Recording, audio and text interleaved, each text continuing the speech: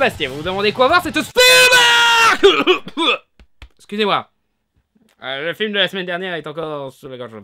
D'ailleurs, il était très bon ce film. Mais enfin, vous vous demandez quoi voir cette semaine? Eh bien, ça tombe bien, vu que la suite d'Insaisissable vient de sortir. Le premier Insaisissable était une agréable surprise réalisée par le Frenchie Louis Leterrier, mettant en scène une troupe de magiciens qui utilisent leurs compétences pour dévaliser des banques et se la jouer Robin des Bois, porté par un excellent casting, en particulier Woody Harrelson, qui est toujours le plus cool dans tous les films qu'il fait. Et bien que le film ne soit pas parfait, avec une histoire reposant sur des twists faisant qu'on n'avait pas vraiment de réel personnage point de vue, et je le dis pas souvent, mais c'est vrai que dans ce film il y avait un petit peu trop d'images de synthèse, rendant les tours de nos magiciens trop surnaturels, mais malgré ça c'était un film fun, avec un super concept qui donnait envie de voir une suite, juste pour pouvoir exploiter les possibilités de ce concept. Et justement, voilà la suite réalisée par le brillant réalisateur de G.I. Joe 2, du film Justin Bieber, et de Jem et les hologrammes.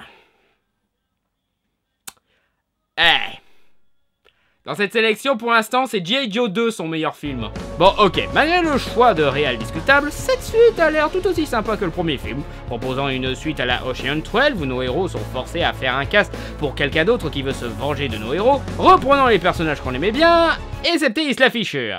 Mais hé, au moins on a une gonzesse de remplacement, hein? Franchement, vous en avez pas marre de tous ces personnages féminins qui se font remplacer comme ça automatiquement à chaque suite? Je veux dire... Autant Mélanie Laurent, je comprends, parce que ça aurait été compliqué avec toute l'histoire qu'il y a derrière le personnage et sa relation avec Mark Ruffalo, ouais, bah, voilà, c'est là, à la limite, je comprends qu'on la fasse pas revenir. Mais Isla Fisher, c'est con, quoi. C'était un membre des Cavaliers, quoi. Mais bon, en plus de ça, on a un Daniel Radcliffe en nouvel adversaire qui semble bien fun, et puis c'est sympa de le voir continuer sa carrière tranquillement. La nouvelle actrice a l'air sympa, et le concept semble tout aussi bien exploité, malgré le même problème de l'image de synthèse, et confronter les Cavaliers à un magicien plus fort qu'eux est assez cool comme idée, permettant à nos héros de se surpasser, en plus d'explorer la promesse de cette organisation de l'œil. Bref, suffisamment de trucs pour offrir un chouette divertissement avec un chouette casting, et probablement de chouettes séquences d'illusionnistes. Il y a des chances que le film soit pourri, bien sûr, hein, le premier film il était pas parfait, alors avec le réalisateur de Justin Bieber le film, voilà.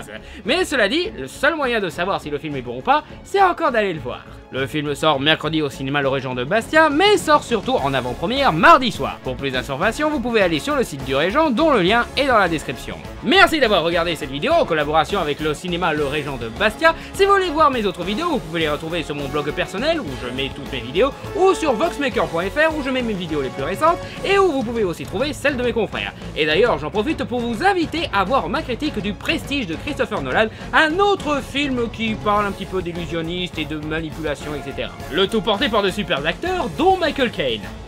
Marrant vu qu'il joue aussi dans Insaisissable. Et si vous voulez soutenir l'élaboration et l'amélioration de mes vidéos, vous pouvez toujours déposer un don sur mon compte Tipeee dont le lien est dans la description. Bonne journée et surtout, bonne séance à tous.